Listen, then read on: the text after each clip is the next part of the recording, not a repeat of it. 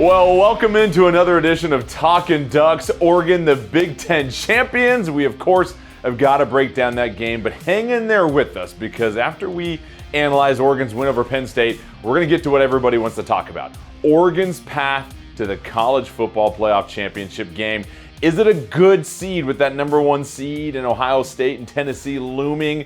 We'll let you know what Oregon might need to do and our thoughts on that. But let's go ahead and welcome in the whole crew. We've got Anthony Newman, Aaron Fentress, and Joey Harrington. And Joey, I got to ask you, one of my favorite scenes of Joey Harrington in any big-time football game was you stumbling with the touchdown catch against Texas all the way back in the Holiday Bowl. But this picture right here with you in the background, hooting and hollering as we see an Oregon player hurdle a defender, not looking a day over 24, I must say, Joey. This right here, hang this in the Louvre, my friend. What a shot. What was the scene like in Indianapolis for your first ever Big Ten championship game, my friend? Well, first of all, you want to know, I could recreate that for you if you wanted to, because I think it's pretty consistent with what every Duck fan in the world was doing at that moment, going, woo! Hell yeah! Like, that was just like, oh my God, did that seriously just happen?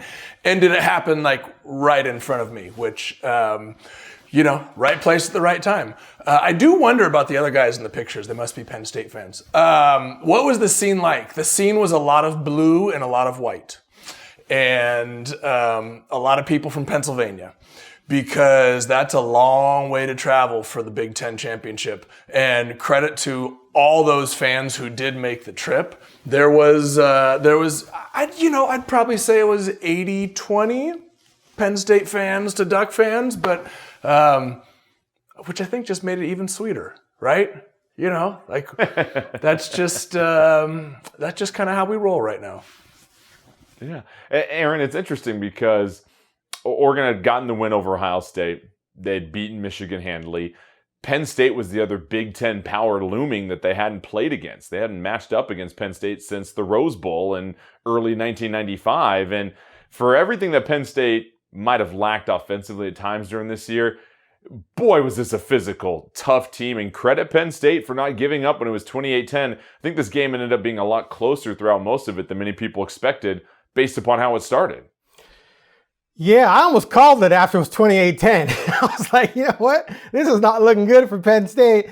And I thought, now let's see what they can do. And they came back and scored, got a stop and scored, and it's 28-24, just like that, right? It ended up being a very exciting back-and-forth football game. Well, not even really back and forth because Oregon never trailed. But Penn State kept pushing and Oregon kept answering. Those games are fun to watch when you see a team that's up against it. Like Joey just said, you have 80% of the fans are Penn State. You're in Big Ten country, right? And you're trying to knock off this all-time great program that you haven't faced in 35 years. And they thumped Oregon back in the Rose Bowl back then. Not that the players or the coaches are the same, but it's the prestige factor. You got all that going against you, and they're coming at you, and they're coming back, and they're making it tough, and you just keep answering over and over and over again. It was a lot like the Ohio State game. You took their best punches, and you kept coming back, and you kept putting them back on their heels until the time ran out, and you won. So a very impressive performance by the Ducks.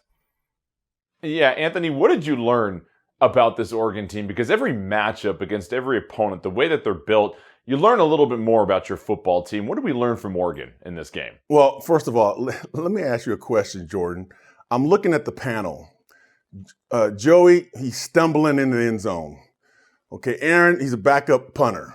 Okay, you're a receiver at 6'5". Did you ever, and I'm a DB, so I'm not jumping over anybody. Did you jump over anybody when you were playing? No. I don't know how people hurdle another human being with all those pads on. As soon as I put the helmet on, I felt like I lost a quarter of my athleticism right there. Did you see the defender? I mean, he just whipped. That was horrible. That was horrible tackling technique, Newman. You recognize that. Well, he stuck his head down like this. Over your head? Like, come on. And I know, Joey, you're tripping on the sideline, because to me, I was wowed by that. That doesn't happen. That's a freak athlete right there. That's crazy. Especially from a tight end. Yes, Yes. And exactly. what I learned is that Oregon has a lot of freak athletes that can play the game.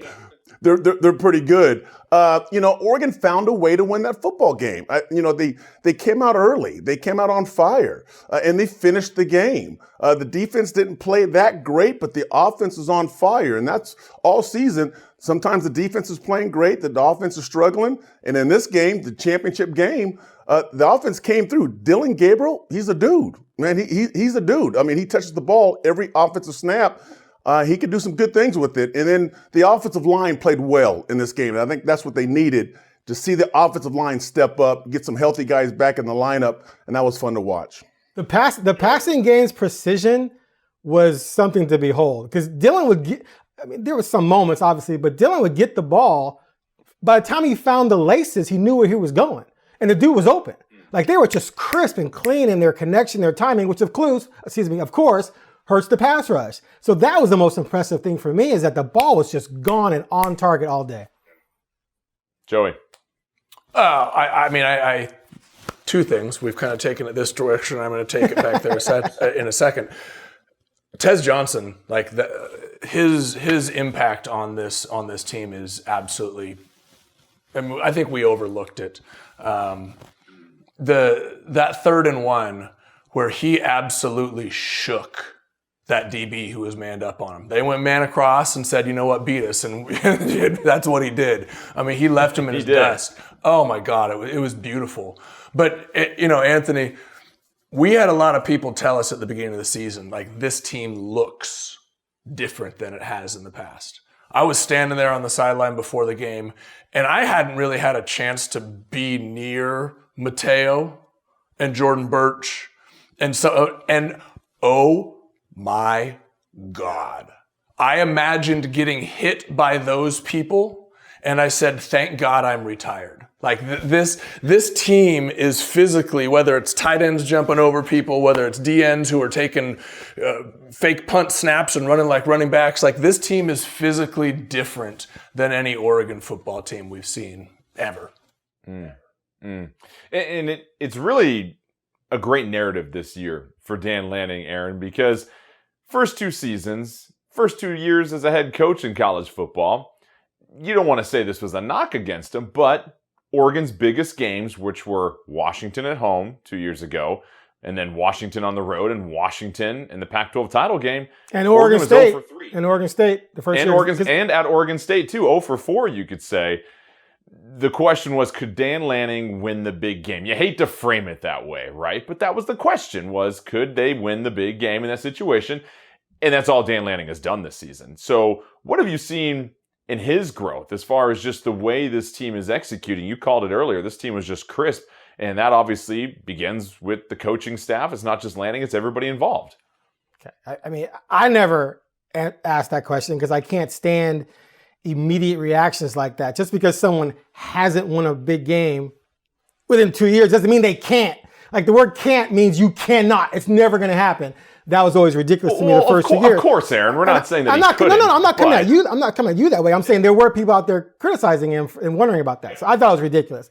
But any coach in any situation, even though he took over a good situation, you're going to have changes. You got to get your guys in, or you got to find out which guys on your team that you inherit are ready to do what you need them to do. And there's going to have to be some growth. They just came out and played really well while they were growing, right? And then you reach a certain point where, you get over the hump and you play different teams in different settings and things like that. But I don't think I ever doubted that eventually it was going to happen. But the fact that they've put together 2 huge, the Ohio State win is one of the top 5 biggest regular season victories in program history. And then this win over Penn State is one of the top 5 biggest postseason wins in program history. There's no doubt about that. So I never had a doubt that would happen. And the other thing too is, quarterback. We're going to talk about this more later, but you got to have that dude. He had that dude last year with Bo. They couldn't quite over it because the other team had a dude. This year, he's got the best, probably clutch quarterback in the country right now. And we will talk about that clutch quarterback when we come back on Talkin Ducks, because Dylan Gabriel, Dan Lanning, get it done on the big stage. We'll break down Gabriel's performance when we come back on Talkin Ducks. This guy deserves every single thing that comes his way. I told him that earlier this week when he got Player Player of the Year in the Big Ten. I mean, if anybody can't watch that performance and recognize how special he is, and maybe the most special play to me was the 3rd and 1 when he won it in his hands to get that tough yard. This team believes in him. They're grateful every day that they get to step on the field with him. He's about connection and people first. But the poise that he shows in big games is unmeasured. I mean, I haven't been around players like Dylan. I'm really grateful that I get to share the field with him. Yeah, I would just say trust, belief, and confidence in everyone that, you know, I go to battle with. You know, the time and energy we put in this thing, and, you know, you get one moment to make it happen, you know, and I'm not going to let that moment pass me by. You know, I know how much time and energy I put into it, but I also know the guys around me, and I touch the ball every single play. So the trust, belief, and confidence in my guys, but also it's got to be reciprocated for them, you know, and knowing that, you know, I'm going to make the right reads, I'm going to put the ball where it needs to be, and when the game's on the line, I'm going to make it happen. Great stuff from Dan Lanning and Dylan Gabriel after the Big Ten championship win over Penn State. And Joey, let's start with you. You were on the ground in Indianapolis.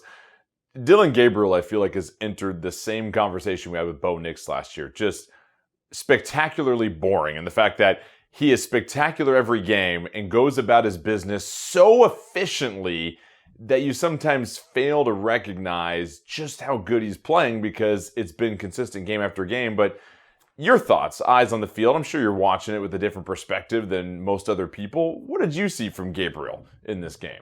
Well, my thoughts are, first of all, I need to have a conversation with him about building drama, right? You know, you need to screw up a little bit early in the game so that the drama builds as the game goes on. And therefore, like, when you do complete a pass, they say, oh my gosh, you're so great. But in reality, you only completed like 52% of your passes. So, you know, that's the magic that I work that, you know, I got to translate to him. Because like you said, when it's Bo and Dylan that are so great all the time, you just kind of expect it.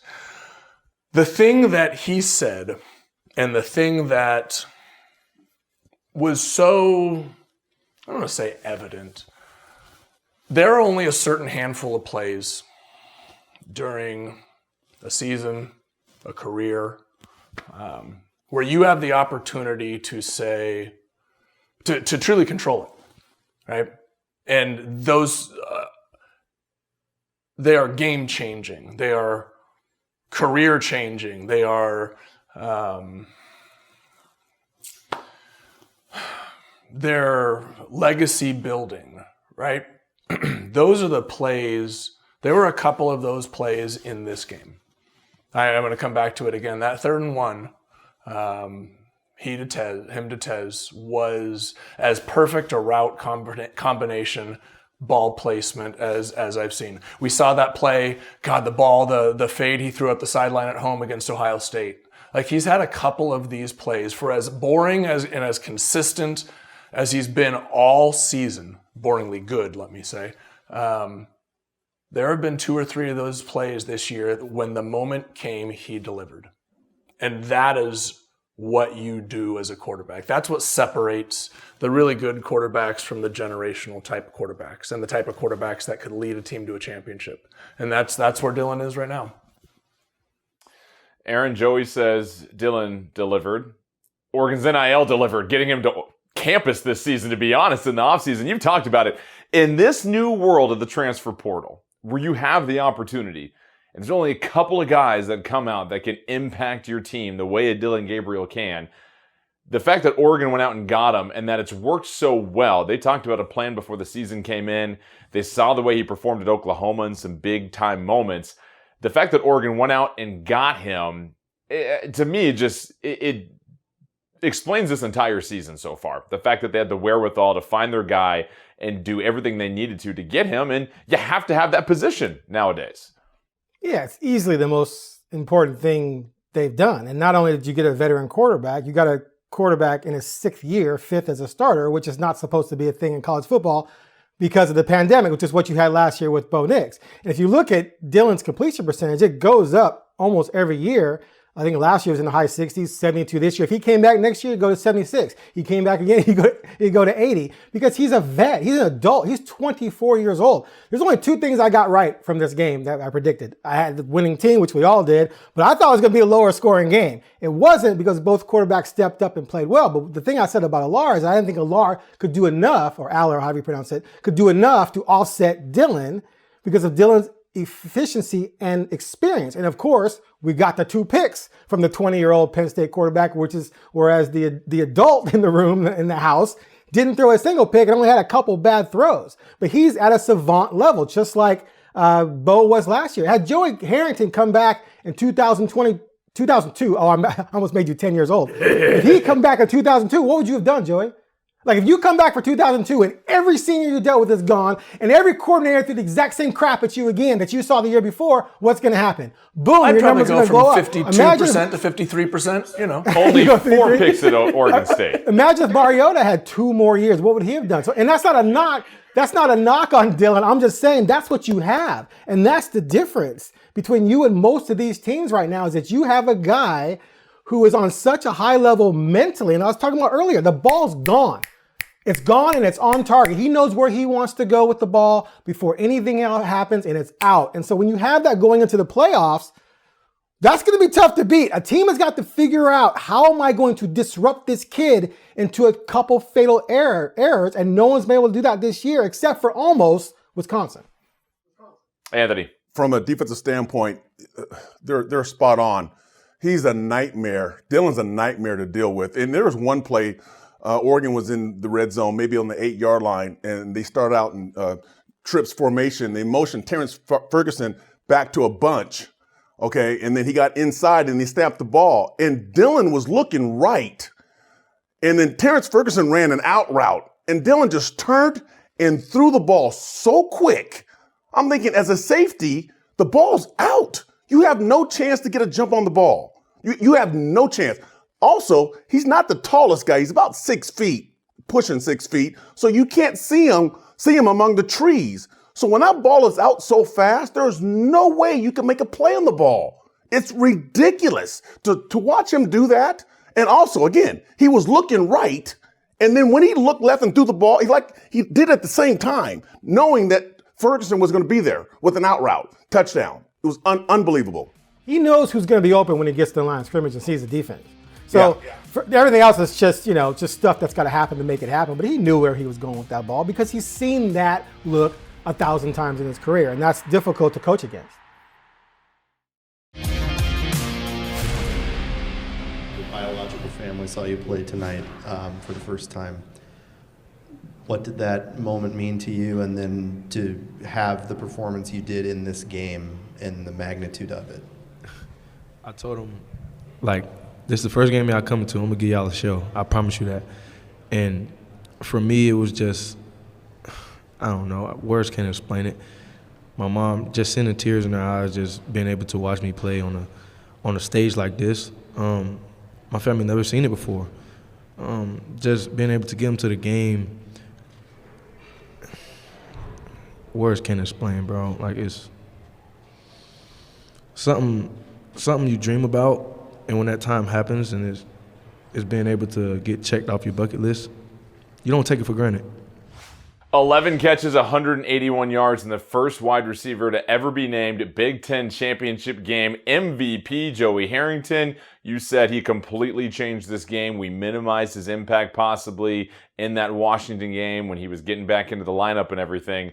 But you look at what Tez Johnson has meant to Oregon this year. And listen, when we say team MVP here, Joey, I mean, there's obviously numbers and stats that you can put up at a certain position. But if you look at what helps a team truly be the best that they can be and is essentially irreplaceable, is Tez Johnson in that conversation for Oregon's MVP this year when you look at how this offense clicks and hums when he's healthy and on the field? Yes, absolutely. But I'm going to take it beyond just the on-field and the numbers, which are incredible. If you listen to him speak about what it meant to be out there and have his biological family watch. If you listen to him a couple weeks ago talk about what it's been like to have the Oregon football family wrap their arms around him. You listen to it for 2 minutes and you can tell that it means something more to him, right? When you have people in the locker room, when you have people in the huddle, on the field with you, who have shown you how much it means to them, that's as big a motivator as anything. He's a leader, not just because of what he does on the field, but for the way he carries himself, for the way he represents the team, for the way he represents the university, for the pride that he has in it, right? You can have 100 of the most talented players in football in a locker room and still lose a lot of football games. You give me 11 guys like Tez Johnson, and I'll take him up against anybody. I mean, Anthony, you can follow up on that. Like, he is the type of guy that is on a short list of my favorite Ducks. Not just because of what he does on the field, but for the way that he represents himself and this family off of it. Him, Kenyon Barner, Devin Allen. He might be my second favorite wide receiver now, Tez. I was going to say, does Devin know about this? No. Yeah, here we go. He's special. And that locker room is lucky to have someone like him in there because it means something to him. And everybody else can see that. Well, Anthony, I'll let you follow up that heartwarming moment from Joey Harrington. Apparently, Tez is clearly one of your favorites. But yes, Anthony, to his point, it goes beyond what happens on the field, right? And when you've been on great teams, it's the heart and soul and the character of the guys you're with in the locker room. And that's really something that you can truly understand only if you've played this game and you've been in that locker room with talented players and you understand what that missing piece can be sometimes. And it feels like Tez does bring that last piece of the Oregon football heart that this team has really exuded this entire season. Well, they call that brotherhood, the bonding, the family bonding that they have as a football team. And that's what Dan Lanning brought to this program. He wanted the kids to come together and bond as a family, brotherhood. They do things together. It's one heartbeat, one family. And that's what they know. And we were talking about this earlier. I was saying, hey, so when Oregon goes out to play and you got your defense, you got your offense, you have your special teams. And when somebody's struggling, the other team's going to pick it up.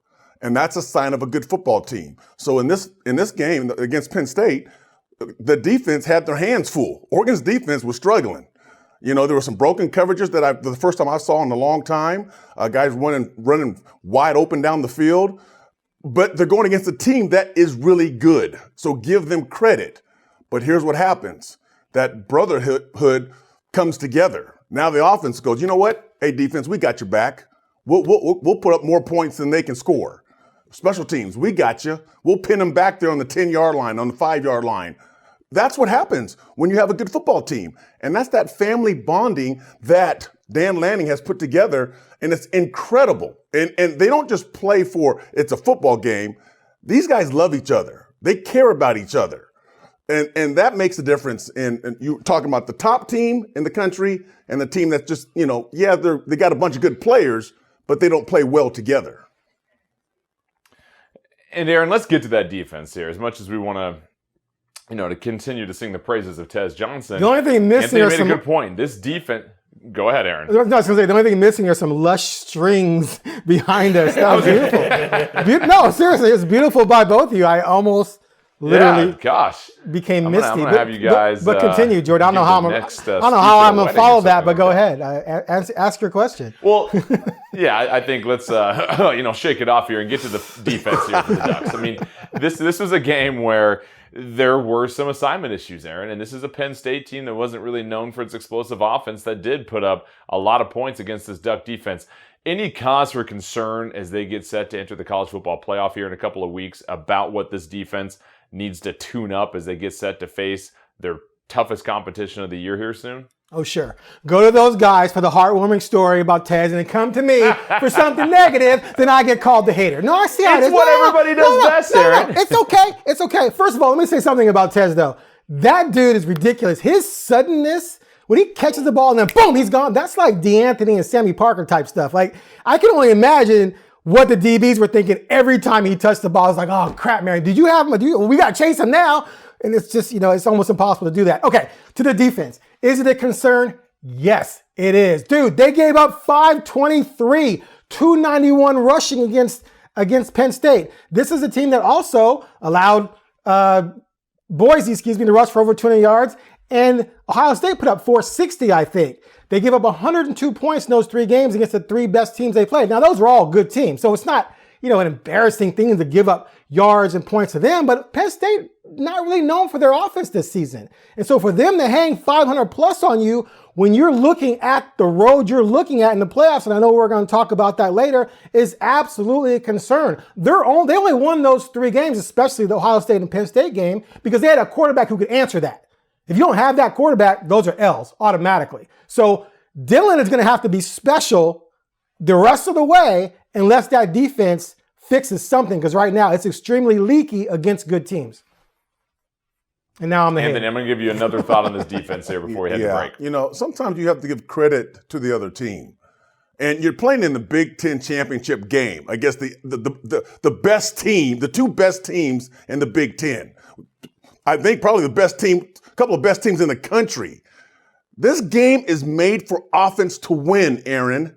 You can't stop everything as a defense. And that's why you need your offense. That's why it's a team game. So when things happen, they go wrong, yes, you're going to struggle. Now, here's what I saw. I'm talking about some concern, broken coverages. When you give them something, there's a difference between giving them something or these guys are just too good. I can't cover Tyler Warren. No one can cover Tyler Warren. The dude's going to be the top 5 pick in the draft. He's one of the baddest tight ends out there. He's going to be one of the best tight ends in the NFL, and nobody's going to cover him. So you don't have an answer for him, just like Barry Sanders. Can you tackle Barry Sanders in space, Aaron? No. So there's nothing wrong with you. You just can't tackle. You just can't do it.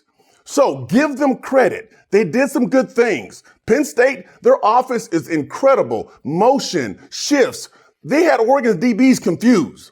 And I get that. It's hard. Okay, this is not the NFL. You don't have all day to be with these players to teach them about this offense. So things happen. But at the end of the day, did you get the job done? Did you win? Did you find a way to win? Did you find a way to make that interception at the end of the game to make that play to win the game? That's what happens. Damn. All right. I love the passion. I love the Joey, yes, real quick. I haven't been listening to what either one of them have said this segment because I felt bad that I jumped to like my list of players that would fall into that category, and I just I was coming up with it on the spot, and so I stopped. I froze. Okay, Kenyon at tailback, Tez, Hronis Grasu, Tyrell Crosby, Troy Dye, Rashad Bowman, Jod Boyette. Guys that you can tell it means something more to them. Though, that's the type of list that he falls on. And I know I'm leaving out all sorts of people through there. No, it's all good, Joey. Anthony and I really appreciate your list right there. So we're going to go ahead and take a quick break. When we come back, let's talk about this Big Ten title for the Ducks. Also, you don't want to miss it. We're going to break down Oregon's path through the playoff, whether or not we like this 1 seed. More Talkin Ducks when we come back. Welcome back to Talkin Ducks. Well, in their very first year in the Big Ten, many people thought, the Oregon Ducks coming over from the West Coast, playing Ohio State, Michigan, Wisconsin in November, facing off against Penn State. They're too soft. They come from the former Pac-12. They just want to air the ball out. They can't win the war in the trenches. Aaron, seems like this Big Ten isn't really much of a big deal, to be honest. Oregon just goes 13-0 through the regular season, and the only time, I think, in recorded history that a team beat Ohio State, Michigan, Penn State, Wisconsin, all in the same season, and along with Michigan State as well, too. how big was this for Oregon, especially in their first year? Coming to the party late, I said the quote, they got invited to the party and ate all the cake, essentially, for the Big Ten. What does this mean for Oregon as a program as they now have to stack up against these other programs when it comes to recruiting and branding and everything else that comes with it? Okay. This is my impression of a Big Ten AD. Yo, man, we messed up. We messed up. Why did we let them in, man? I know there's money, but damn, they just whooped all our tails in 1 year, bro. Okay, the entire conference has to be embarrassed right now. Not that they didn't lose to a good program and a good team, and we all talked about Dylan and everything like that, but man, the first year, you're going to let any Pac-12 team you let come into the Big Ten, it could have been any one of them, and just sweep right through you like that. So my thing going into the Big Ten championship game was, I needed to see them beat Penn State to validate the 12-0 and to validate where they were, only because 18-team conference, you have an imbalance in the schedule, which drives me nuts. It offends me, to be honest with you. And I said numerous times, 6 wins against the bottom 9. They didn't play the other teams in the top 4 like Ohio State did. Well, they did in the championship game, and they beat them. And they beat them essentially almost in a road game. It was inside, not Penn State, obviously, but mostly Penn State fans. But to do that, it's a huge statement. And here's the other thing too. Not only did Oregon complete the task, but starting in the preseason, they sent the duck around the conference taking photos outside of other people's stadiums. They had, it might have been fake, the whole duck float thing, whatever, in the water. I don't know if that was CGI or real. It wasn't fake. But still. It was not fake. That was real. Okay, so essentially, Oregon said, yo, we're coming and we're going to kick some and we're going to let you know in advance we're going to kick some. And then they went out and they kicked it all. And it's just, it is a complete, absolute domination of that conference. There's no other team in the conference that could say, oh, we could have beat them. Even Michigan. Michigan was down, but what was Michigan? They were the defending national champs, right? So the team, the marquee program that was down was the defending champs. And you smoked them in their house. So yeah, that win was ginormous. It validates everything. A complete smoke show from beginning to end for the Ducks. Absolutely 100%. Bravo. Hold on, Jordan. Can we just cut the show at this point? Like, can we just cut the series? Cut like literally everything that we have done for over the last decade, because that statement from Fentress might have been the most beautiful thing that I have ever seen. Like, and we're going to commercial, please. Like, we can't ruin it with anything else. And we're done. We're just done. We're gonna retire the show on that note. That's the last thing that is ever said on Talkin Ducks is Aaron singing the praises of this Oregon program. But Joey, listen. You remember this when Oregon came out with the new branding in the early 2000s, right? The hope was to be like a Wisconsin, like a Michigan State. You dreamt of being like a Michigan or Ohio State and a Penn State. That was essentially a pipe dream back then.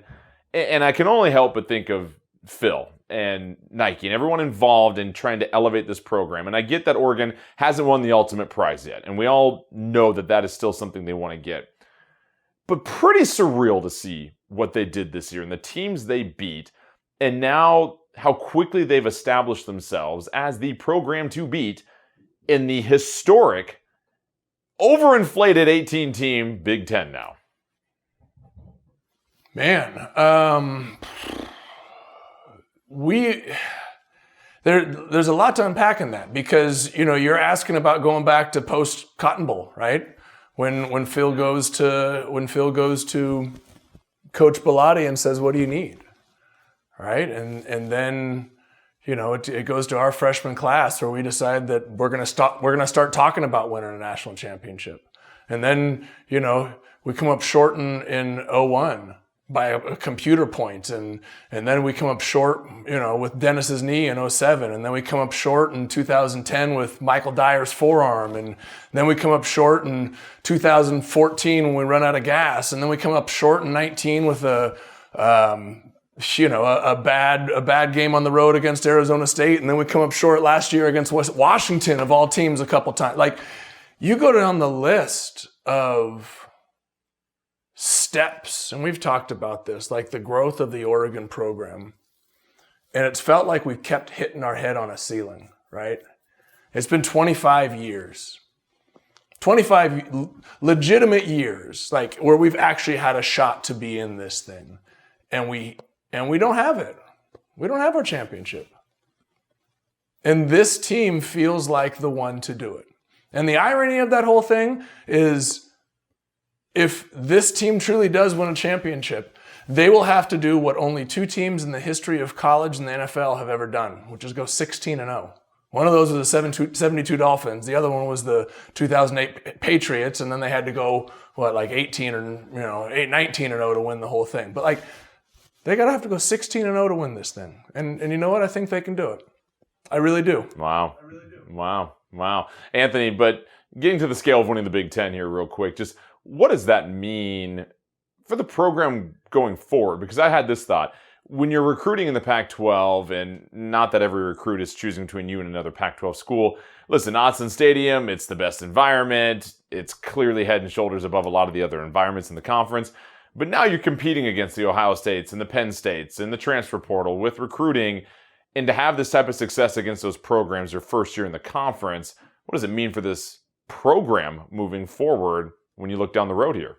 Well, I'll keep this short. This is all about gaining respect and gaining that attention that you're looking for. It's like a new kid who's going to a new classroom for the first time, and everybody's looking at him. And the teacher goes, "Oh, this is little Johnny right here. He's new." And everybody kind of, But yet Johnny wins the spelling bee. Okay. Then during recess, he's out there. He's the fastest guy out there during the recess. He's beating everybody in races. Now everybody's like, "Ooh, okay, who's this? I like him. I got some respect for this kid." That's what happened with Oregon.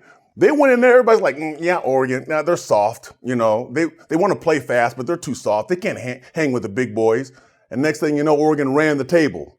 Now everybody's going, "Oh, okay, they beat Michigan, Ohio State, and Penn State? Woo, I kind of like them too." So that's what you wanted. You wanted respect, and now they have it. Little Johnny, I'm glad someone told you about my childhood upbringing there, Anthony. I want to know how many spelling We're going to get to this Newman playoff bullied. path. We're going to get to this playoff path for the Ducks. The number 1 seed, many people feel like maybe a bad draw for the Ducks. We'll let you know our thoughts when we come back. All right, Big Ten championship game is behind Oregon, and waiting for them was clearly the number 1 overall seed in the first ever 12-team college football playoff. But there are some caveats with that. Oregon, the 1 seed, you saw Boise State and Arizona State get automatic buys as 3 and 4 seeds for winning their conferences. What does this mean? For Oregon, they're going to play the winner of Ohio State and Tennessee, and then the winner of a potential matchup with, say, Texas, Arizona State. And I want each one of you to give me your thoughts on Oregon's positioning, whether you like it, and make your argument for that. And let's start with Mr. Anthony Newman. Your thought on the Ducks being number 1 overall and what it means for their path. I would say, like Dan Lanning's telling everybody, we don't care. I don't care who we play. We're going to beat anybody, anywhere, anytime. And that's, you have to beat everybody to win a national championship. Yeah, you can look at it and say, well, if we can go this route, we got an easier team. How do you know it's an easier team? You have no idea. You have to beat everyone in this bracket. And if you do that, you're national champions. That's what you're looking for. That's all that matters. All right. Aaron.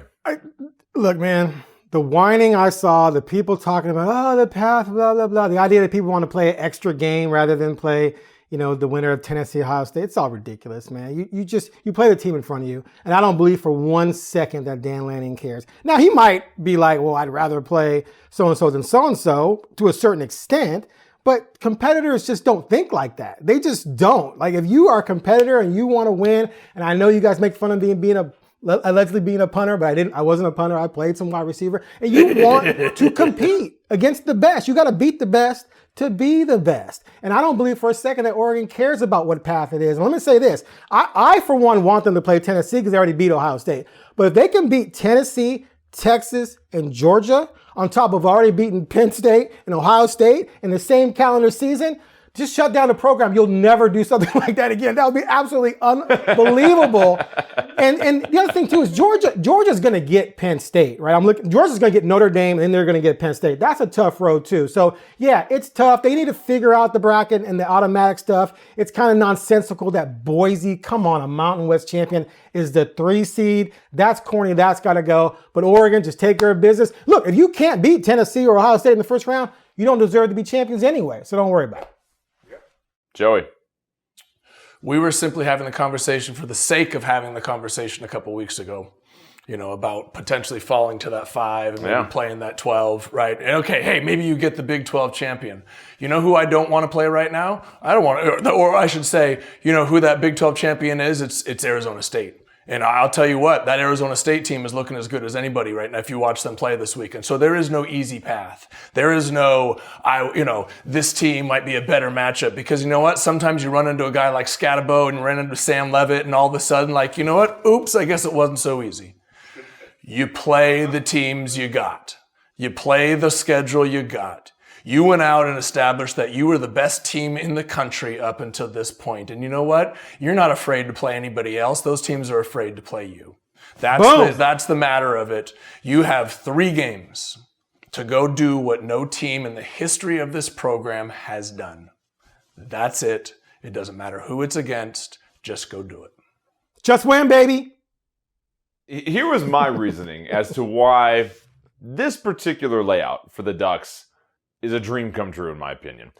We all agree you're going to have to play a juggernaut or 2 to win this national championship. That's no surprise. It's just a matter of when you play them.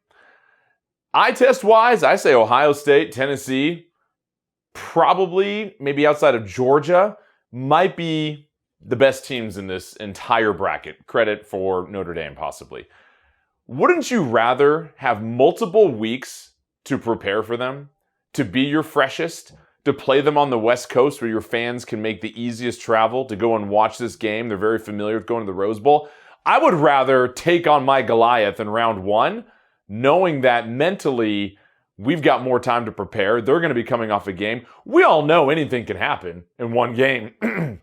Injury-wise, someone rolls an ankle, someone gets popped in an unlucky play. Somebody's shoulder gets hit on a Hail Mary play. In a heartbeat, yes. Yeah. Take this. So if you're Oregon, you are salivating at the fact that you either get a rematch against Ohio State, you got plenty of film on, and they got a banged-up offensive line, or you're going to get some great film on Tennessee. And you've got multiple weeks to be fresh to prepare for them.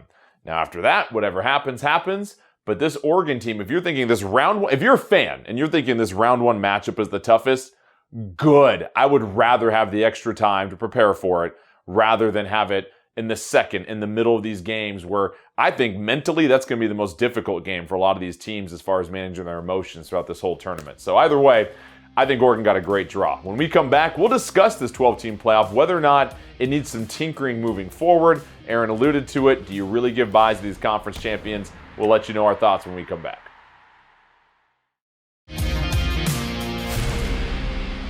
Welcome back to Talkin Ducks, and obviously this 12-team playoff, it's very exciting, created a lot of intrigue as we got towards the end of the regular season. But then, Aaron, anytime you've got multiple athletic directors releasing statements before the 12-team playoff is announced, after the 12-team playoff is announced, there's got to be something wrong with this. And it seems like the biggest gripe right now, Aaron, you alluded to it, is the automatic buys for conference champions, regardless of what your ranking is. How would you fix the playoff for next year if you had an opportunity to wave your wand to be the wizard of college football? Okay, I don't have a problem with automatic bids for the champions of the Power 4 conferences. Clemson, for instance, won its conference title. They got to get in. I think you can't go from 4 teams to 12 teams and not have the champion from all 4 Power 5 conferences at least in. Also, if you don't give a bye for that, or a high seed, then you dilute the importance of that game, and I think those games are going to go away. So you got to make that game mean something, otherwise why play it? I just think Boise, a Mountain West team, give me a break, dude. Boise does not make the playoffs at all if they have to play a schedule in the Big Ten or the SEC or even the ACC in my estimation, or even the Big 12. I don't believe it for a second. So the fact that they're 3 seed to me is ridiculous. That needs to be fixed. But real quick, listening to teams cry yesterday was some of the most fun I've ever had. I toyed with Bama and Ole Miss fans almost all day, letting out some frustration from my sorry Bears, right? and I said this a couple weeks ago, if you are 13 through 16, kick rocks. Like you are not contenders. Bama and Ole Miss, I get it. You played a tough conference. Yeah, okay, Bama, you lost 24-3 at Oklahoma. You're out, dude. Go away. Ole Miss, your schedule was dog poo. Go away. You're done. So I don't have a problem with that, and I don't want to see them expand the team to include those teams. As a matter of fact, the top 8 are really all that matter. 9 through 12 is just gravy, and after that, I don't care. But the tweak I would make, get that Mountain West champion, that group of 5 champion out of the top 4, get that out of there, and try and find a better way to see things than they did. Other than that, I think it's cool. Because it's better than what we had for 100 years, period. Joey, Anthony, any adjustments to this at all? I'll say, and I'm going to be quick because the sunshine is starting to get to me. Let the sun Same argument to shine you, in. Aaron, that you just gave to everybody else. Hey, if you don't want Boise to be the 3 seed, then win your games, right? Don't end up as 14th or 16th or Iowa State, or don't lose to South Carolina if you're Clemson. Like, hey, win your games. I don't know. Boise's schedule is soft and you gotta win your charming. I games. do have Just one win your games. question for you guys. Do you think there needs to be a world where they somehow can have on-campus playoff games for that second round? It feels like if you get a bye, you would still love to treat your fans having an on-campus playoff game. I know there's the whole bowl contracts with the Rose Bowl, Sugar Bowl. Do you think there's a way, Anthony, that it'd be great to work that out to where everybody at least gets one playoff game at home if you're one of those top seeds? That would be nice, but I look at it this way. I'm not going to be hard on the guys. The committee, this is the first time they're doing this format, correct? I mean, they got to work some things out. I agree with Aaron with some of the stuff, but at one point, everybody has to try to figure out, okay, what works and what doesn't work. And everybody's going to complain the first year. Oh, that's not good. You can't make everybody happy. But I think also you have to do what Joey said. Go win your football games. If you control your own destiny, don't leave it in somebody else's hands. Just go win football games. And then you don't cry about it because you beat Oklahoma. You beat Vandy. So Alabama, quit crying. The playoffs right controls their now, own if destiny. it was a 4-team, it would be Oregon, Georgia, Texas, Penn State. They're top 4 ranked. Or Notre Dame, Yep. regardless. So everyone after that, if you're complaining, you would have been out the last 10 years. And anyone from 3 on, you would have been out the previous whatever BCS. And anyone before that, it came down to a vote. It came down to dudes like me voting. Which is funny because if you're Washington always nothing to says to Oregon, we have our national title. If this was like it was in 91, Oregon would be the lone champion when it's all said and done. Exactly. So, anyway, interesting thought there. All right, when we come back, we'll give you our thoughts and predictions on the first round of playoff games as we close up things on this edition of Talkin Ducks.